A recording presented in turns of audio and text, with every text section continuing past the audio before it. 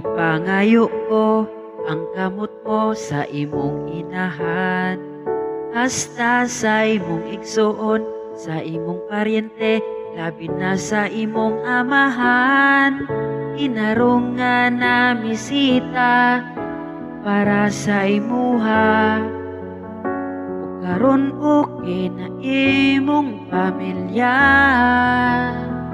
Unya nagsabot na ta nga mag-uban na ta, puhon nga tanan. Kun mao mag-eskwela, manarbaho pa ta, mutabang sa ginikanan. Ikahuman atong sabutan, kung kita na andam tikang dadkon sa simbahan.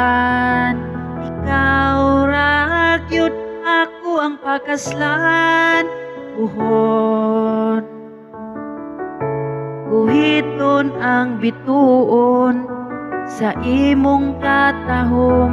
Ikaw ra gyud ang akong pakaslan, puhon kahilom sa kagumkom. Ikaw ang palandungon, puhon.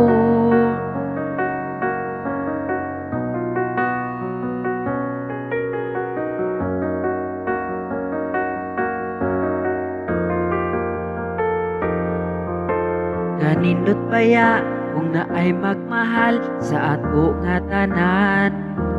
Kung naa kay problema, andam siyang maminaw, ug diretso kang halukan. Kanindot sa balatian, di ka dudahan, dadpunti ka uhon sa simbahan. Ikaw ra gyud ako ang pakaslan, puhon kuhiton ang bituon sa imong katahom. Ikaw ra gyud ako ang pakaslan, puhon kahilom sa kagumkom. Ikaw ang palandungon, puhon.